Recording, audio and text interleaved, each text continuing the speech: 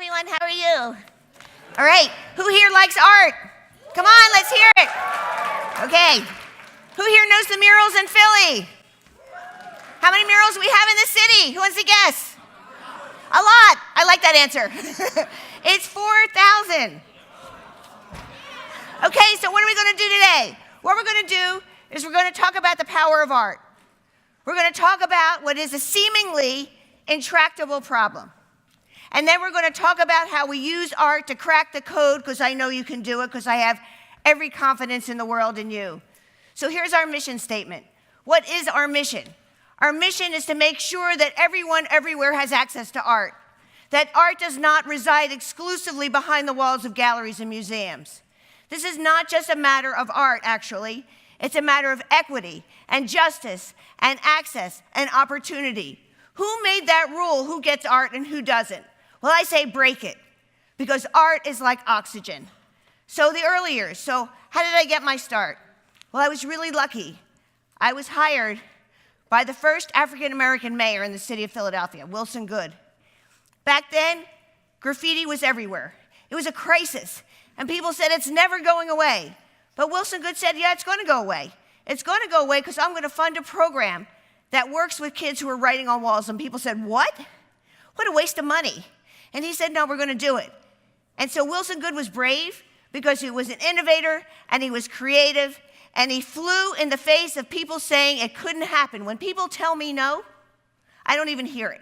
I go left, I go right, I go around them. And I'm known as a pest, and I don't care. So Philly, in the mid-'80s, it's like a mess. There's graffiti everywhere, and I love this picture. Look how happy everybody looks.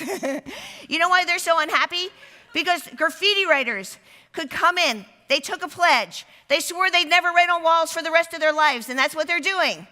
And then in exchange, they did scrub time, and then they were sent to me, and I was hired like really fast, and my former boss said, you're hired, your salary's $12,000 a year. Your title is pretty low. Your title is field representative, and you're going to have 1,000 kids, and most of them are graffiti writers. Good luck. It was shocking. So I was like, okay, so what do I do? So I had to learn about graffiti. Why are young people writing on walls? I felt like an anthropologist. And you know what I found? I found that a lot of the kids had extraordinary talent and gifts and ability, and what they did not have were opportunities. They attended schools where art was not offered. They were in neighborhoods where the rec centers were shut down. And so we as a society, we mislead ourselves. We think change just is going to happen. I'm going to tell you how change happens. It's because we adults are really intentional about the kind of opportunities we're affording all of you. That is our social contract with all of you. So I said to myself, oh my God, these kids have enormous talent. What are we going to do? So I've been painting murals in LA. And so I thought, we could do murals. We could have art programs. So we started running art programs everywhere. And then when we started to do paintings in neighborhoods, at first, people were cynical. We don't want art. We want jobs. We want housing. And suddenly, when we said to people, what do you want in this neighborhood? People said, we want beauty. We want hope. The only visual stimulation we have in this neighborhood are billboards advertising alcohol and tobacco. And we said, change it. What do you want? And a group of women at 20th and Diamond said, we want Mount Kilimanjaro. We went there, we love it. We won it on the corner of 20th and Diamond, and we did it. And you know what happened when we started doing murals? Suddenly, people felt engaged and involved. They felt they were no longer sitting on the sidelines, and we saw art become a catalyst for positive social change. We go into communities and we ask questions. We don't make assumptions. We don't have the answers. And when you look at the collection of murals in the city of Philadelphia, it is, in effect, holding up a mirror to people and saying, your life counts. Representation, identity is important, and you can see it on the walls that grace the sides of buildings throughout Philadelphia. Dr. J, big and bold at 1234 Ridge Avenue. And then we became the Mural Arts Program. In 1997, we were a pro-art program, not anti-anything. So we opened our doors to all kids, because all young people, and I know how much Dr. Haidt and his team believe in this, should have access to art. We started working with emerging and established artists and started doing big murals like this one of Jackie Robinson sliding into home. This one, and who knows this one abroad in Spring Garden? It's beautiful, right? And it showed people that murals are the same quality as the art you find in galleries and museums, but guess what? We shifted the paradigm about how public art is made. Who works on public art? A lone artist, okay, if there's an artist, but a team of 30 young people just like you created this masterpiece. And look at this one. This work has power. I am large. I contain multitudes. The murals in the city of Philadelphia are truly the autobiography of our city. We have an art education program. We serve 2,000 young people. Almost 100% of kids in our advanced program graduate. 92% are moving on to higher ed. Restorative justice. Over 2 million people are incarcerated in this country. What role can art play? Well, we work in prisons and we work with people coming home and we train people and provide them with skills and they transform public spaces. And guess what? People are not getting in trouble again. We have a low recidivism rate. And people go, oh, that's unbelievable. Why are they so shocked? Art has power. And we work with people in the behavioral health system. Too often people are counted out and we say change that. What we're really good at in our society is dividing up. Oh, that's them, that's you, that's us. No, actually we're all in this together, and one of the beautiful things about this work is it shines a light on diversity within our commonality. So, we're going to talk about the school to prison pipeline. These are some really sad facts, right? Too many young people start getting incarcerated early, kids of color. There's a punitive approach in schools, I'm talking about across the country. Punitive approach. That's what we've been able to hone in our country, a punitive approach. What about rehabilitation? What about redemption? What about education? What about schools that look like prisons? What can we do to change it? What kind of advocacy efforts can we undertake? So we're going to talk about what can art do, because this has to do with my challenge to you. Because art can move the needle, and we have seen that repeatedly over the years. Art can bring us together. Yes, art can bring us together. In Grace Ferry in 1998, when all communication between blacks and whites had shut down, there was a murder, there were beatings. And you know what the mayor said back then to me? He said, "You're the most naive person I've ever met. You think a mural can do something?" And we said yes. Again, don't say no. Don't say no to me. So we did. We assembled a great group of people. We went door to door. We knocked on doors. Some people slammed the door in our face and said, "Jane Golden, go away. You're naive." And some people said, "Actually, we think what you're saying has meaning." And we went back and we went back and we went back. Tenacity is important. Finally, people said, "We want hands." We said, "Fine. Gather at this church. We're going to take a picture of people's hands." People reached towards each other who never talked to each other. We took the image, we digitized it, we projected it onto the wall. Do you know what? This mural was never defaced. 1998. 1998, there was no violence at that wall as predicted. I teach at Penn. The block captains from this neighborhood come and talk. They said this project changed the conversation. We all know racism isn't dead, of course not, right? But there, people started talking about housing. They started talking about schools. They started talking about how you define a community. And then here we work with veterans returning from Iraq and Afghanistan, trying to give them dignity to their lives. They said they come home and no one knows, they don't even know where they are. Where are they? And then the problem of drug addiction that is plaguing Philadelphia and across this country, this was a methadone clinic. Look at it. The community said, "We hate that clinic." The clinic's like, "We're not going anywhere." Guess what? So the clinic called us. We took over the basement. We turned it into an artist studio. We started working with 1,200 people in recovery. More importantly, bringing in the neighbors so we could see each other as human beings. The Language Lab mural in South Philly, 47 languages on that wall. People from all over the world working together to make a unified statement. And the bus that goes the route along the 47, and on the back it says, "We are all migrating together." Art can shine a light on issues, critical issues facing our society. What do you want to talk about? How do you talk about? Is it about combating violence at Broad and Spring Garden? These are eyes of people who have witnessed violence. This is about the intractable problem of homelessness. We polled the kids in our program. 60% said they face housing insecurity. So through this initiative, we move kids from shelter to permanent housing. And when you think about your project and what you can do, you don't just have to think about murals. You can think about a variety of art-making activities that can engage people, connect people, and bring people in. Look at that, so beautiful. And then here in West Philadelphia, a brand new mural that talks about trauma and addiction and homelessness and hope. And then here, we did a big project in North Philadelphia about young people and their relationship to social media. What's the narrative? Do you want to change the narrative? Don't let the narrative be created for you. Be involved. Make your mark. Make a difference. And then here we work with kids from Mexico and from Philadelphia, and this is about deportation and immigration. Art can be an advocacy tool. Healing walls. We work with people in prison and crime victims. Both groups judged each other. That person doesn't have value. This person doesn't understand pain. And you know when they started understanding each other's lives? It was when they started to paint together. It's about healing and hope and redemption. And you could be an advocate for peace. Sonia Sanchez, a world-renowned poet, she did this big project with us. Peace is a haiku song. Our kids studied haiku. They wrote a book. They did this mural and small murals. We worked with Dred Scott from New York. He built light boxes. He said too many kids that he worked with in New York and that we work with feel they have failure etched on their forehead. He said, but they have extraordinary things to say. They have hope. They have dreams. He goes, Jane, we're going to build boxes that look like coffins. We're going to do a photography workshop. All the kids are going to put their self-portraits on these boxes, and the light is going to come through. And then there's going to be an audio component where we talk about hopes and dreams. We put it right across from family court. And the kids went in and they met with the judges and the probation officers, and they talked to people in the court about their lives, about their goals, and about their dreams, and this had power.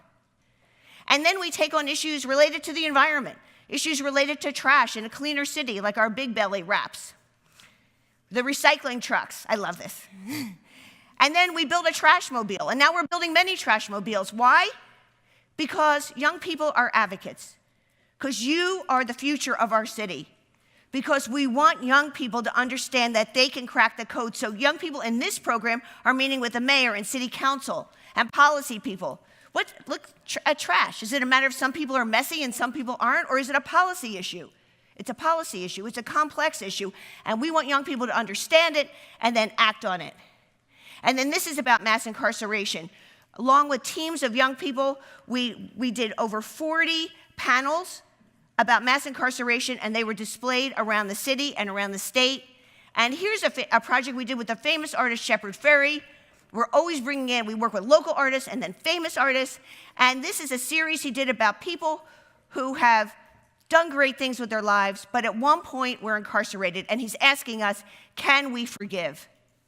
Amira Muhammad on this wall is now studying to be an architect, but she spent 5 years in Muncie prison. How do we define Amira? Can we let go of that, or are we going to be forever judgmental? That's what these murals ask. And this one is 27 stories tall about global immigration by J.R. This one, right in the center of City Hall courtyard, is about deportation and immigration. And this one is about children and trauma, and it's going to be lit. For us, children who experience great trauma feel that they're in the shadows, and we say, bring them out of the shadows. How do we humanize all of this? How do we put a human face on issues? Well, art can do that.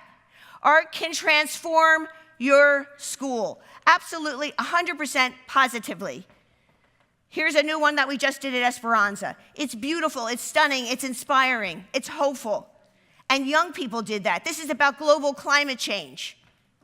When you walk around the whole school, you can see the art, and then we take like recycled materials and we build an amphitheater. This one is brand new at Southwark, around 9th and Mifflin. The whole theme of the project we're doing there is about weaving because of all the different cultures that have come together that inhabit the school. And then we wrap schools. We have a program during the school day that merges math, science, and art. Because a lot of kids that we work with, they're resistant to math and science, and yet they're geniuses. And art can be a way in. We saw that with the graffiti writers, and we see this with young people now. And we believe deeply in providing every opportunity and option to you. And here we have, I love this one. Oh, this makes my heart sing. This is about brain science. And we worked with the Franklin Institute. It was great. And this is in Roxborough, right? So we were able to transform the cafeteria, change the environment. At Mural Arts, we believe in the power of art to ignite change. Look at this one. That's by El Cid, an artist from Tunisia. It's beautiful. It's at 40th and Market.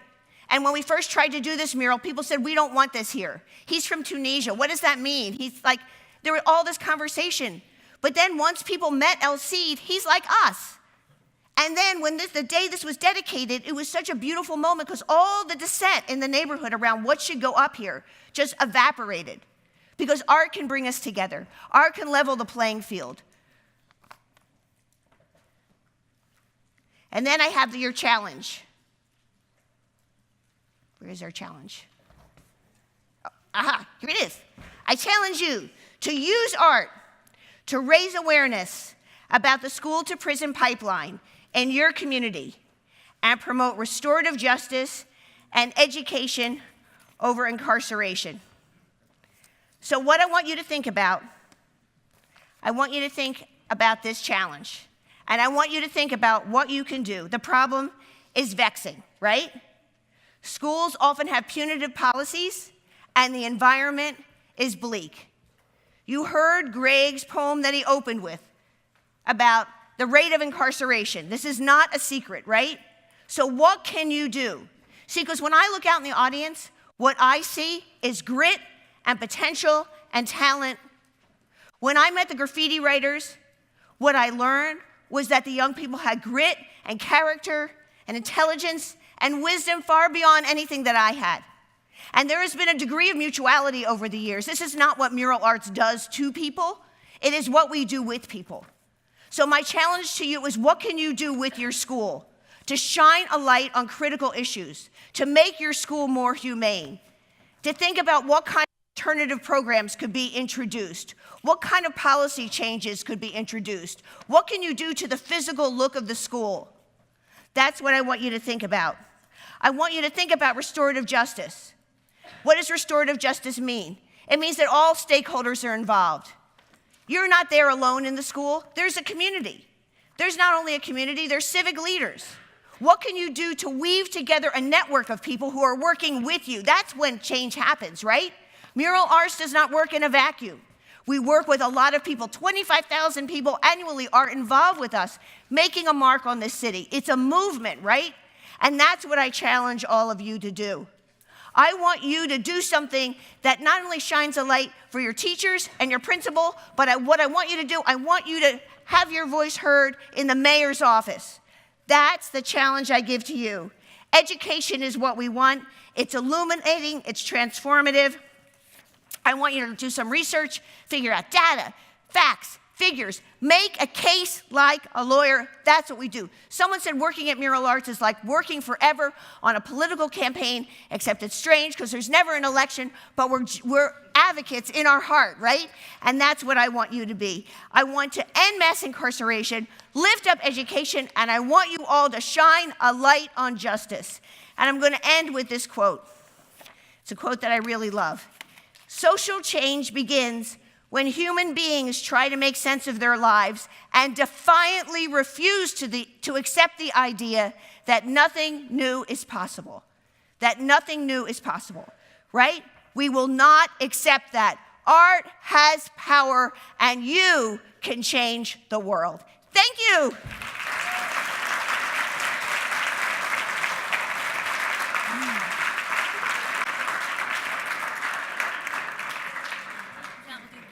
Questions? Okay, questions. I hope my timing was okay. 15 minutes. Is that good? All right. Questions. Ask questions. I love questions. Oh, one other thing, just before questions. You should know, if you pick this challenge and you want to work with Mural Arts, we are totally committed to working with you and hanging in there and doing whatever we can to make your challenge successful. Just want to say. Okay, questions? Yeah, sure. Okay, you go. Yes. Okay, my name's Shamar, and what was your major push like to do the power of art thing? What was the major push to get involved in murals? Well, I want to say that for me, the biggest inspiration was working in Strawberry Mansion in the late 80s and seeing the impact of art. Having people say, wait a minute.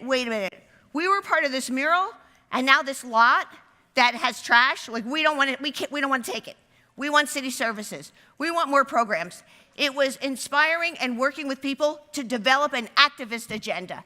And that showed me that art had power. It was learning that through the years of the late 80s, early 90s. And it was like art was contagious, right? And so it was really exciting. Other questions? My name is Serena from George Washington High School. So I think it's amazing how you made a change in your community and achieved your goal with getting art to just unite people. And in our school, we have a very diverse group, but one of the major things is that it's very difficult to unite the community. And I was wondering, how do you get kids to participate in improving their own community? Sorry. I just put on my glasses. Now I can see, actually. I should wear them from the beginning. So, that's right, you're pointing that way. Now I got it. So what I would say is that would be a fabulous project for us to undertake with you, as you know, you would be our leaders, our advisory group. And what we would do is like what we've done in like all over the city is like bring together different stakeholders and challenge people to come up with one cohesive, coherent vision that will speak to the core values of the school. What is it you want to communicate together? And through hard work and meetings and listening to each other, we can do that. I really believe it because we've worked in too many places where the project has been shut down. I just want to give you a quick example. We were working on a project in Kensington, huge, 1/8 of a mile long, and people threatened to white it out.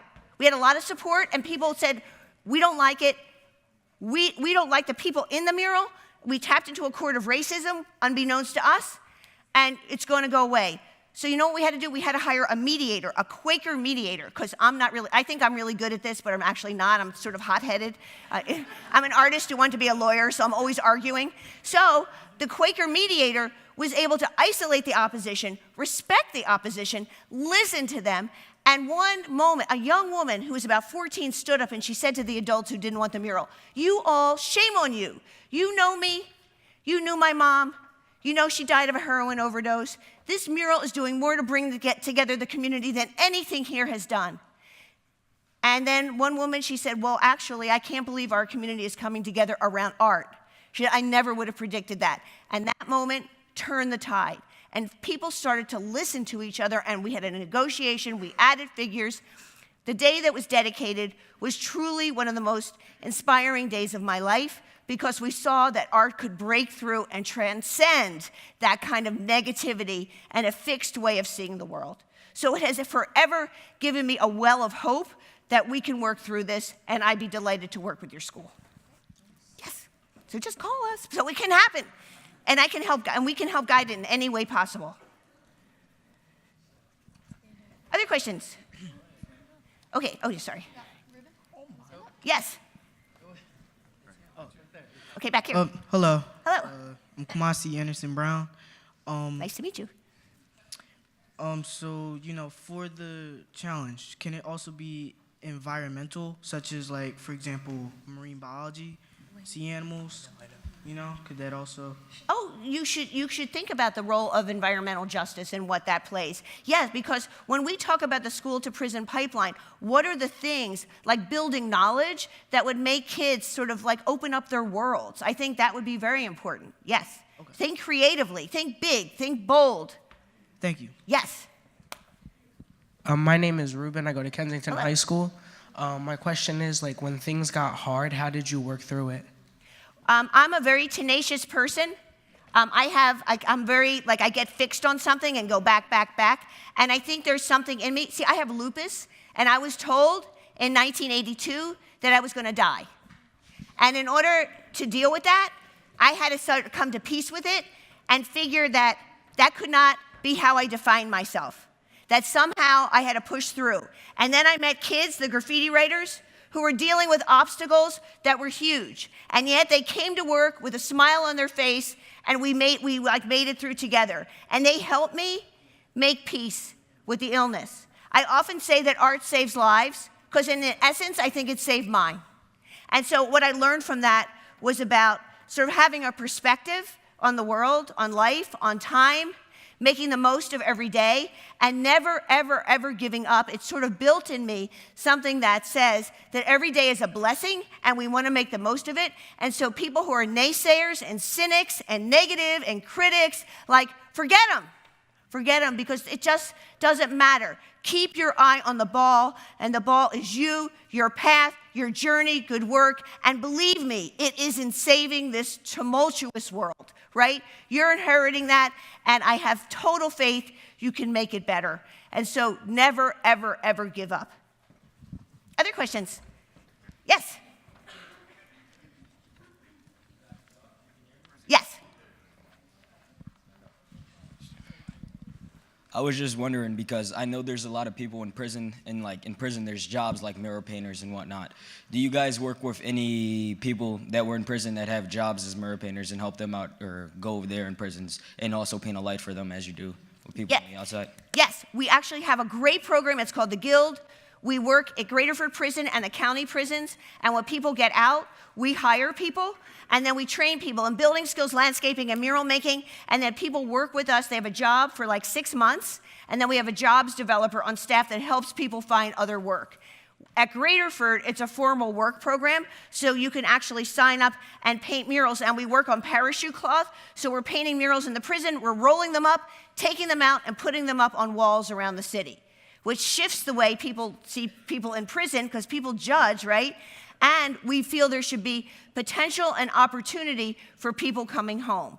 And we also feel that those opportunities should not be mediocre. I think often we warehouse people, right? And they're mediocre programs, and we're like, no. Make it great. Everything we do should be great. We should approach our work with rigor and integrity.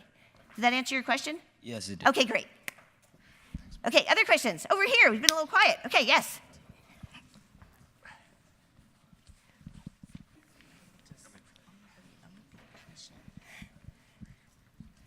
Hi. Hi. I'm Janelise, Nice to meet you. and I go to FLC, but I have 2 questions. Number 1, I know like lots of people have great ideas, but how do you get them to open up? Because I feel like that's the most challenging thing that I deal with on a daily basis at my job and just like in life. So, How to get people to open up with their ideas? yeah. Often it's about creating safe spaces where people feel okay to express themselves. I think that's really critical. We embed ourselves in communities over longer periods of time, take over empty storefronts or work with community organizations, and we're there and work. Sometimes you have to work with people over a longer period of time and create a space where people feel like it's okay, that they won't be judged if they open up and they have something to say. That's, I think, really key in this process. Also, I think it's making space, and this is again part of the process, so that people's opinions can be heard and that there's mutual respect, and so people feel okay about that. And I think too, it's sort of like if people are, and this is my question for you, is this towards a project or is this sort of in your work when you want to hear ideas? So I work with kids on a daily basis, and like I see them all the time, but it's like they never open up. So I just wanted to like know, Okay. just like in daily life or like for the challenge. Well, I would say also creative activities as part, like even before you start to even get to your challenge, that's a really good question.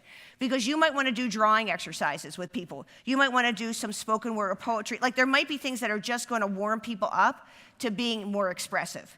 So you can feel free to reach out to us and we could help with some ideas, because I think you're really onto something. So how do you get people prepared to even think about that? Yeah. Then my second question is, there's a lot of judgment in the world, and I feel like you can say that you're the most like open-minded person, but like you kind of always have like the stereotypical thing, like when you see somebody, you're like, oh, this person is kind of like this, but you don't really know them. How do you get people to not have stereotypes when they walk into a room with other people? You know, I think the best way to not have stereotypes, this is a fantastic question. I think we all need to put ourselves, like the word empathy and compassion, these are really key words, right? How do we get to understand another person's perspective? It's critical. And for me personally, I'll just talk what helped me was going into a prison was working with people struggling with addiction, was working in new immigrant communities.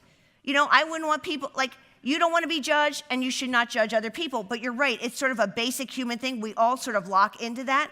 But if we can push ourselves into what I'm going to call sort of a space that might be a little risky, where we're really like learning about something maybe we were resistant to, or like when we took people out, when the victims advocates went out to Graterford Prison, they were like, we'll go. First they were like, we'll go. And I thought, this is way too easy. And then they got there and they were like, judging, right? And I was like, look, you're here. Like, you have to make the most of it. And it was a process. It wasn't like they changed overnight, but I commend them because they had the courage to put themselves in an uncomfortable situation where they could actually learn and grow. So that's what I would say. So let's challenge ourselves to do better so we can make this world better. One more question. Over here. Oh. Over here. Over here. Over here. Okay. Hi. Hi. I want to know why you chose the School to Prison Pipeline Challenge for us, or the people who wouldn't choose this challenge. Why did you choose it for the students? That's a great question. I think because we work, so much of our work, well, a portion of our work is around the issue of mass incarceration. And I saw this play a couple years ago about the school to prison pipeline, and I will admit, while I had thought about it, I never really thought about it, right? And then I started to think about schools, and so many schools that I've gone into. I mean, I don't want to judge all schools because that would be unfair, because some schools aren't this way, but too many schools when I walk in, like I feel like, oh, they're just uninspiring. And like I feel that young people should be in inspiring environments. And so what does it mean to not be inspired by the physical environment, and then by structural things? And so when I said the school to prison pipeline, I'm like talking about like, what is it what are we doing that so many young people are ending up like in that direction? And what can you as leaders do to change it? So one is that I think, this is a great question to end with, because one, in physical space, the environment matters. When you impact the environment, I believe you inevitably impact the lives of people who are there. Opportunity matters, right? I mean, it's like we want, and you heard from President John Fry, from Greg, from people at the Aspen Challenge, people want the most for you, Dr. Haidt, for you to succeed, right? We're all searching right now, more than ever in our world, for success. And what does success mean? It means not like less people have to head out to Graterford Prison. It breaks my heart to go out there, because you know why? Because so many of the men in our class have talent. They are there for life because of a mistake they made maybe when they were 15 years old. They are there for life, life without parole. They are doomed. And that's not right. And we need to change it. And we need to change it from many different angles. And so starting with the schools is like starting in the community. It's like planting a seed, and we want that seed to blossom into an extraordinary flower. And you can help do that. So thank you all so much. Have a wonderful